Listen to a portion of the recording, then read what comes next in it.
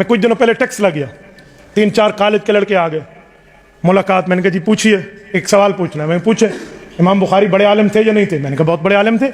کہتے ہیں پھر ان کی بات کیوں نہیں مانتے آپ, امام حنیفہ کو لیے پھرتے؟ مجھے سمجھ آ گیا کہ اس بچے کو پتہ نہیں ہے کہ امام بخاری اور امام حنیفہ کے اندر فاصلہ کیا ہے, ان کے مقامات, رتبات و مقامات, درجات کیا ہے. میں نے کہا بیٹا امام حنیفہ کب پیدا ہوئے؟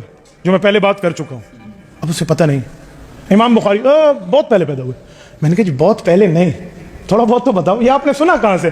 وہ جی یوٹیوب پر ہم نے کسی انجینئر کو سنا ہے. جی میں کہا جی جزاک اللہ, میں قربان جاؤں تیرے اوپر. اور دودھ والے سے ملتا ہے, گھی والے سے ملتا ہے, علم والے سے ملتا ہے. نقشہ بنوانا ہے تو انجینئر کے پاس چلا جا.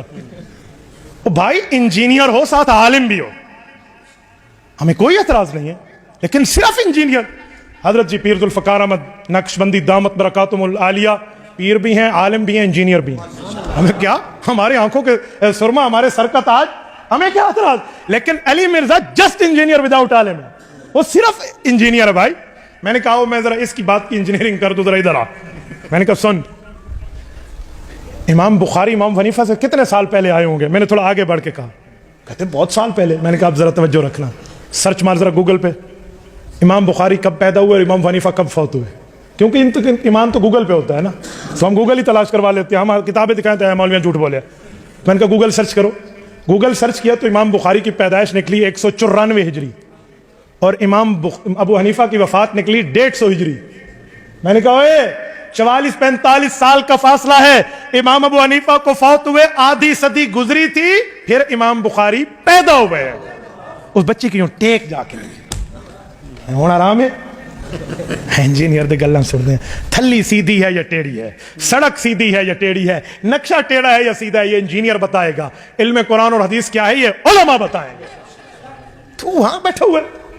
اچھا پھر اس کی تھوڑی طبیعت صاف ہوئی. کہتے اچھا امام حنیفہ رحمہ اللہ اتنے پرانے بندے ہیں. میں نے کہا ایک منٹ, ابھی میں نے گولی دکھائی ہے, گولی کھلائی نہیں ہے, توجہ رکھنا. کہتے جی ٹھیک ہے. میں نے کہا امام بخاری رحمہ اللہ امام حنیفہ کا مخالف نہیں تھا, وہ تو صحیح بخاری میں امام بخاری رحمہ اللہ ان روایتوں کو لائے ہیں جن میں امام ابو حنیفہ کے شاگرد ان کے استاذ اور دادا استاذ بنتے ہیں. کہتے اچھا امام بخاری امام حنیفہ کے شاگردوں سے روایت لائے ہیں؟ میں نے کہا جی ہاں. کوئی ایگزامپل؟ میں نے کہا کوئی دوسری ایگزامپل دوں گا تو بھول جائے گی, بخاری کی پہلی حدیث پہ آ جائے. باب کیف کان بدء الوحی الی رسول اللہ صلی اللہ علیہ وسلم کھولیے, وبہ قال حدثنا الحمیدی قال حدثنا سفیان کھولیے, انما الاعمال کی روایت کھولیے. کہتے جی ہاں. میں نے کہا پہلا راوی حمیدی ہیں, حمیدی کا حاشیے میں نیچے نام دیکھو عبداللہ ابن زبیر المکی, ان کا نام عبداللہ ابن زبیر المکی ہے, اور حمیدی شاگرد ہیں عبد الرزاق ابن الحمام الصنعائی کے, اور وہ شاگرد ہیں امام اعظم ابو حنیفہ.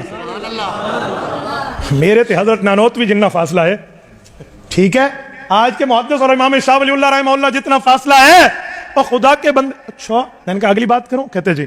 میں نے کہا امام بخاری نے جو بخاری ختم کی ہے وہاں امام حنیفہ اور اس کے علاقے کی قدر کتنی کی ہے؟ اچھا وہ کیسے؟ میں نے کہا کھولیے صحیح بخاری کا آخری باب, کتاب التوحید والرد علی الجہمیہ, باب نمبر 93 آخری کھولیے, باب ونضع الموازین القسط لیوم القیامہ وان اعمال بنی آدم وقولهم یوزن. یہ باب کھولیے, آخری روایت دیکھیے. امام بخاری 5 امتی چھٹے اللہ کے رسول کا واسطہ لائے ہیں.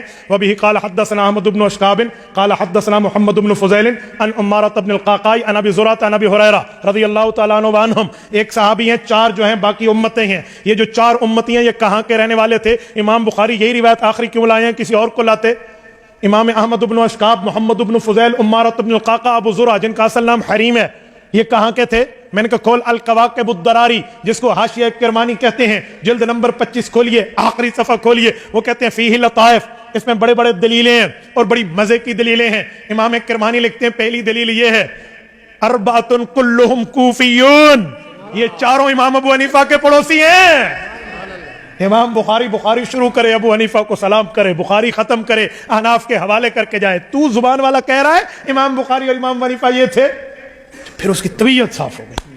اچھا تو ایک دو بات اور پوچھو. میں نے کہا بڑے شوق سے پوچھیں, امام بخاری نے امام حنیفہ کا نام کیوں نہیں لیا بخاری شریف میں؟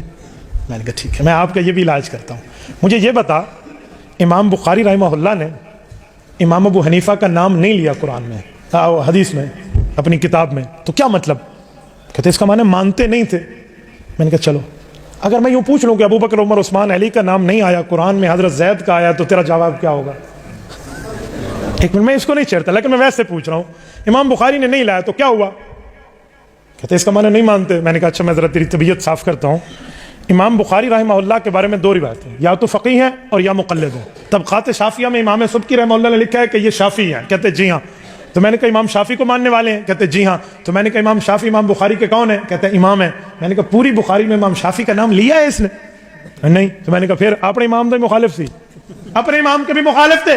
ہوں دس بیٹا امام مسلم رحمہ اللہ تو پکے شافعی ہیں, پوری مسلم میں امام شافعی کی روایت نہیں لائے. تو پھر صحیح عین میں تو امام ابو حنیفہ اور امام شافعی کا نام نہیں ہے تو کیا مانا؟ میں نے کہا خدا کے بندے دوسرے لفظوں امام بخاری بتانا چاہتے ہیں, میں اپنے ہم اثروں کی بات کر رہا ہوں, بڑے بڑے ہوتے ہیں. تیرا دماغ خراب ہے, تجھے سمجھانے کا طرز نہیں آتا. تو میری بات کا مطلب یہ ہے مقام امام ہمارے امام صاحب رحمہ اللہ کا. تبارك الذي نزل الفرقان على عبده ليكون للعالمين نذيرا.